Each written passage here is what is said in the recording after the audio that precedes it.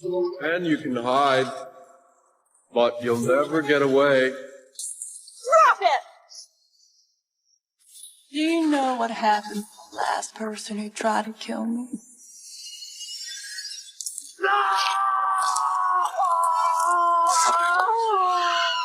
这就是24最近出品的右翼经典神作《马克星》，女主米娅高斯强势回归，不断用血腥暴力挑战观众的心理和感官刺激。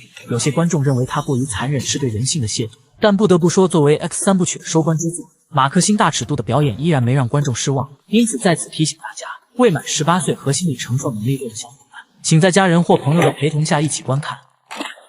故事线看似与前作 X 紧密相连，实则在惊悚与悬疑的交织中，构建起一个独立而复杂的 X 宇宙。在上一部中，一个专门拍摄成人电影的团队闯入珀尔和丈夫的老年生活，准备租下他们的农场作为拍摄场地。不料这些年轻的肉体和浓烈的荷尔蒙再次唤醒珀尔深藏在体内的某种欲望，因此联合丈夫开始对这些人大开杀戒。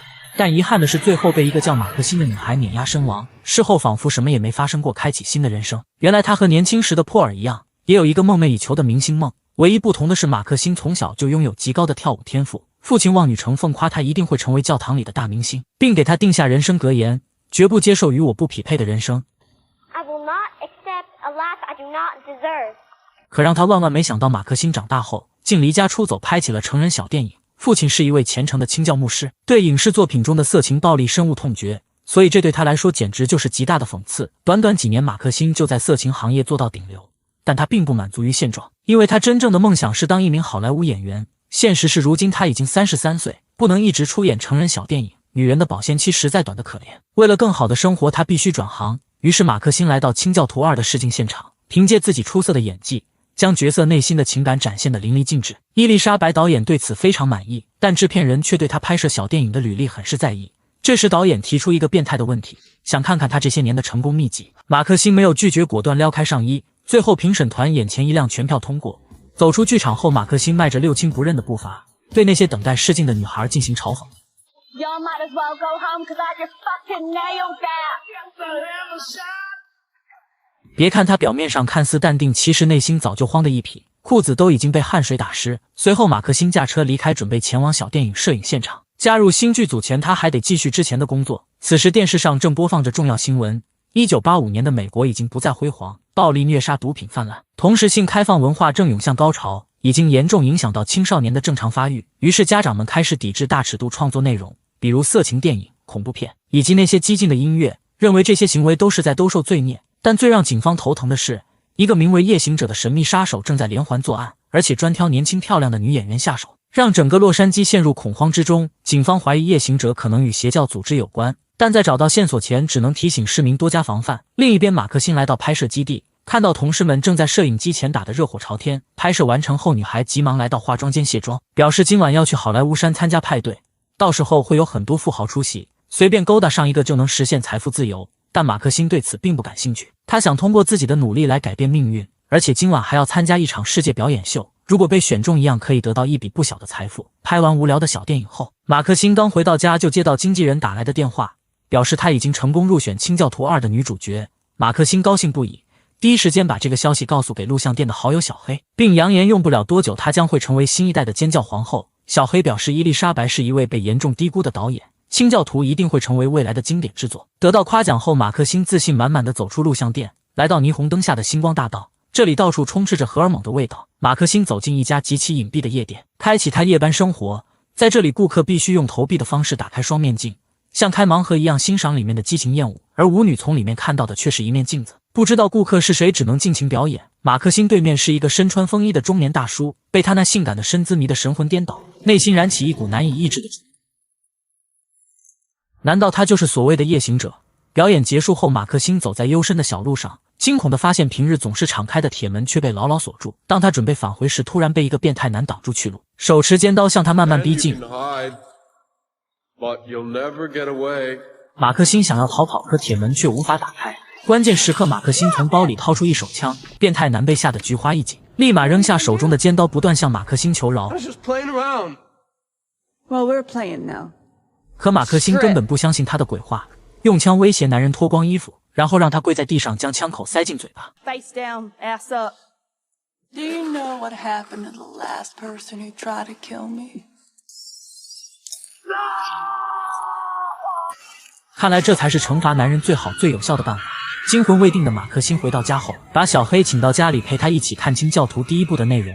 电影结束，两人相拥在一起沉沉睡去。他知道小黑是个正人君子，不会对他图谋不轨。深夜门外突然传来一阵敲门声，马克辛小心翼翼地打开房门，发现门口放着一盘神秘录像带。进屋后，他好奇地观看起来，惊恐地发现里面的内容竟是他6年前在珀尔农场拍摄的成人电影。除了这些限制级画面，还有一些他想遗忘的黑暗秘密。这时小黑突然被里面的叫声吵醒，马克辛急忙拿着录像带躲进卧室。小黑以为是给他下的逐客令，叮嘱几句后便离开了房间。殊不知楼下有2个陌生人正观察着马克辛的一举一动，其中一位就是观看舞蹈的黑衣男子，另一边跟随镜头来到同事所说的好莱坞派对，里面空空如也，并没有所谓的顶级富豪。此时2名同事已经被囚禁起来，仿佛掉入无尽的黑暗和绝望之中。随后翠花被拖出房间，黑衣男打开大门向他缓缓走来，果然他就是连环杀手夜行者，利用顶级聚会骗这些年轻的女孩上钩，然后将她们残忍虐杀。第二天，马克辛准时来到特效化妆室，制作清教徒2片尾所用的头模。整个过程需要用石膏糊满他的头部，只在鼻孔上留下2个出气孔，大概10分钟左右就会结束。化妆师设置好时间后便离开了，没想到这短短的几分钟却让他生不如死，恐惧如同鬼魅般若隐若现。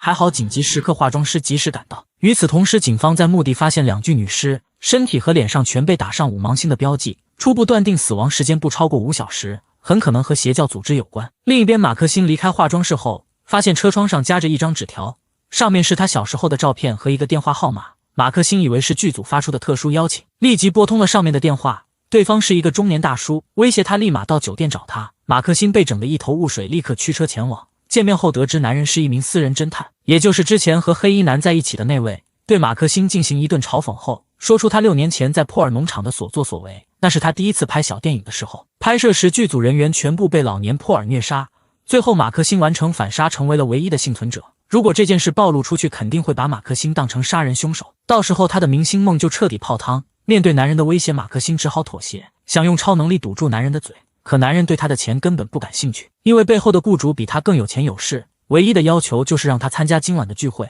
看着报纸上的新闻，马克辛只好答应下来。谁知刚回到家就被2名警察拦下，向他打听2名遇害者的信息。因为马克辛和他们都是同事关系，但马克辛不想和警察有太多瓜葛，果断拒绝了2人的谈话。回到家后，立马拿出那盘录像带找到小黑，希望他帮忙查出其中的来源。可小黑只能看到袋子的品牌，根本无法找到录制者，只能根据订货单一点点查找。随后，马克辛来到清教徒2片场，准备和伊丽莎白导演见面。此时，影视基地外围满了一大批抗议者，抵制清教徒2正常拍摄。因为这本身就是一部关于恶魔和宗教的电影，现在又让色情女星当选女主角，简直就是亵渎神灵的表现。认为这种影片只会给社会带来更大的影响，让那些变态杀人狂变得更加猖狂。伊丽莎白对这群无脑的群众感到可悲，指责他们根本没看清社会腐败的真正原因。其实清教徒2并不是传统意义上的恐怖片，而是揭露社会腐朽不堪的艺术片。之所以选马克辛当女主角，是因为从她身上看到那种冷酷无情的气质。马克辛在里面饰演的是一个随时都会爆发的正派杀手，一旦成功将成为他职业生涯的关键性角色。他将用这场华丽的血腥大戏证明那些人都是错的。随后2人来到惊魂记中的贝茨旅馆，经典的老房子和珀尔农场里的场景有些相似，瞬间勾起马克辛那段痛苦的回忆，仿佛老年珀尔在窗口注视着自己。就在他愣神之际，突然被导演打断，希望他排除所有干扰，全力以赴，一旦分神，这个残酷的圈子就会将他打回原形。走在回家的路上，马克辛发现侦探还在跟踪自己，为了自己的电影事业，这次他不再逃避，下车后把钥匙当成武器，将他狠狠暴打了一顿。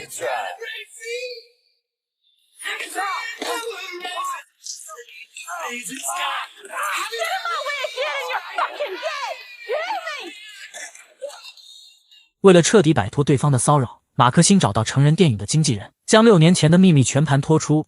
经纪人听后表示愿意帮他摆平此事，没人能抵挡你的大好前程。有了老大的保护，马克辛总算静下心来。然而就当他专心背台词时，小黑的音响店来了一位不速之客，偷偷拿走桌上的匕首，从背后偷袭。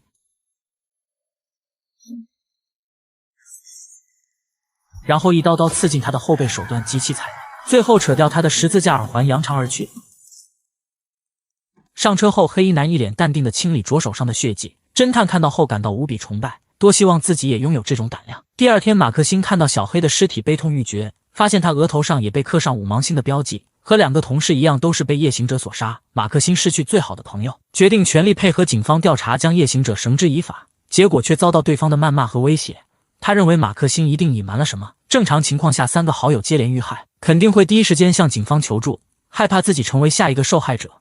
可他却选择闭口不谈。面对警方的威胁，马克辛不想过多解释，转身走出了停尸间。女警察急忙追上去，希望他提供有关线索，拯救下一个受害者。没想到马克辛却冷冷地说道 Maybe she should save herself. 随后马克辛来到拍摄现场，结果因为迟到被导演教训了一番，警告他如果再有下次就让他永远出局。 Meet Maxine Minx, my latest fascination. Wow, pleased to meet you. Sorry.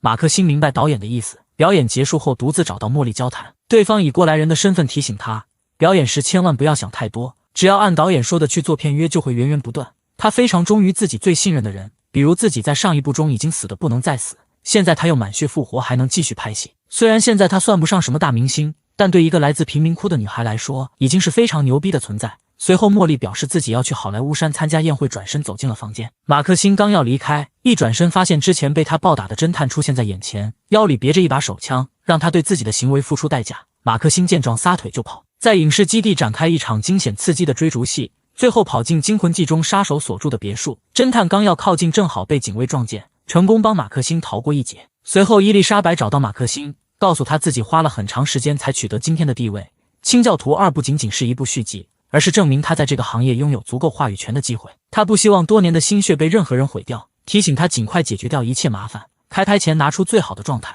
为了自己后半生的幸福，马克辛决定主动出击。精心打扮后，化身性感女郎，来到酒吧等待猎物上钩。果然没过一会儿就成功引起侦探的注意。马克辛见状转身跑进厕所，然后从窗户逃到酒吧后门。当侦探追出去后，马克辛和经纪人早就在此等候多时，还没等他反应过来就被一闷棍打倒在地。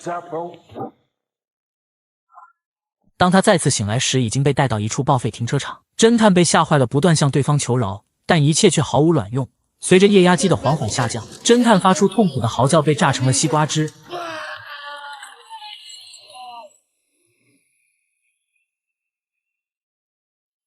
处理掉这个绊脚石后，马克辛洗净身上的血渍，准备迎接明天的美好。这时电视上播放着关于夜行者的新闻，每天都在有女孩遇害，真希望出现一位超级英雄阻止这场连环凶杀案。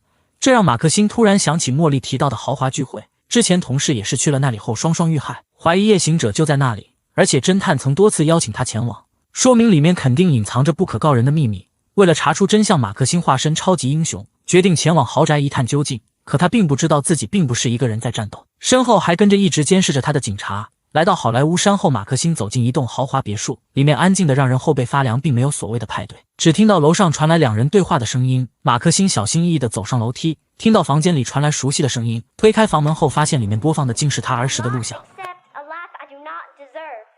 而更让他震惊的是，黑衣男居然是他抛弃多年的父亲。他原本是一名虔诚的基督教信徒，痛恨马克辛出演《清教徒2》，认为好莱坞夺走了他的一切。这些年撒旦的崇拜者们一直往千家万户传播色情暴力，把电视化为武器给那些年轻人洗脑。他之所以想尽一切办法寻找马克辛，是想把自己的女儿从恶魔的信仰中拯救出来，和他一起揭露魔鬼的罪行。认为马克辛已经被撒旦附身，必须尽快进行驱魔仪式，而这段将会成为整部电影的高潮。马克辛被逼得连连后退，不小心踢翻身后的行李箱，茉莉的残肢断臂从里面掉落出来。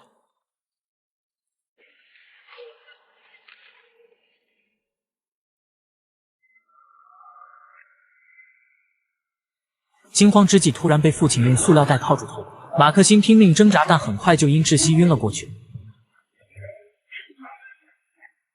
当他再次醒来后，发现自己被绑在大树上，四周围满邪教信徒，准备对他进行驱魔仪式，并用摄像机记录下整个过程，向全世界揭露好莱坞传播的罪行。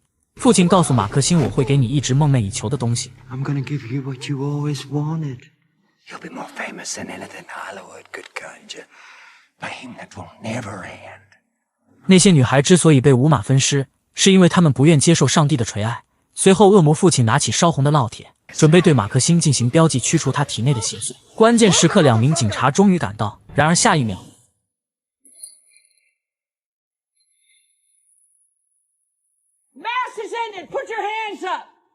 尽管如此，邪教徒并没就此罢休，而是拿出手枪全力抵抗，现场瞬间乱作一团。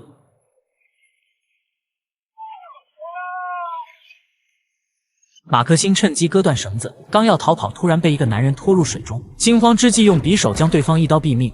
上岸后，女警察让他在这里等待救援，自己和同事追杀逃跑的夜行者。马克辛不想坐以待毙，捡起地上的霰弹枪也追了上去。来到山顶，看到身受重伤的男警察，用最后一口气向他坦白，其实自己曾经也有一个明星梦。随后，马克辛继续向山顶跑去，听到不远处传来几声枪响，他小心翼翼地上前查看，不料正好和女警察迎面相撞。 I told you I'd get him.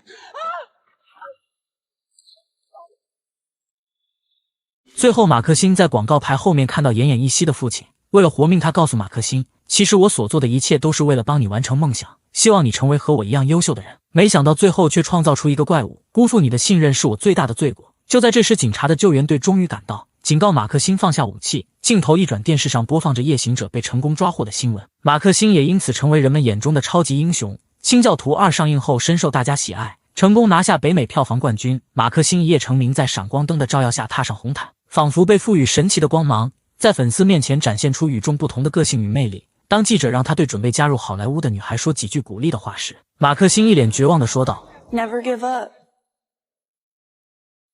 It's hard work. You gotta be willing to do whatever it takes. 在闪光灯的闪烁下，马克辛再次被拉回现实。原来刚才的一切都是他的幻想。看着地上奄奄一息的父亲，马克辛让他和自己一起念出他的人生格言 I will not accept a life I do not deserve. You didn't fail me, Daddy. You gave me just what I needed. 说完，举起手中的猎枪，将父亲一枪爆头。夜行者被击毙后，世界终于安静下来。马克辛成为万众瞩目的超级英雄，依然在自己的明星梦努力奋斗着，相信自己一定会成为国际巨星。随后来到《清教徒2》的录制现场，准备完成最后的拍摄。开拍前，导演提议大家一起为茉莉进行默哀。仪式结束后，导演带马克辛来到监视器前，一起欣赏用他的头颅完成的最后一个镜头，然后询问他成名后会有什么打算。马克辛冷冷地说道 I just never wanted to end. Her hair is hollow gold, her lips sweet surprise.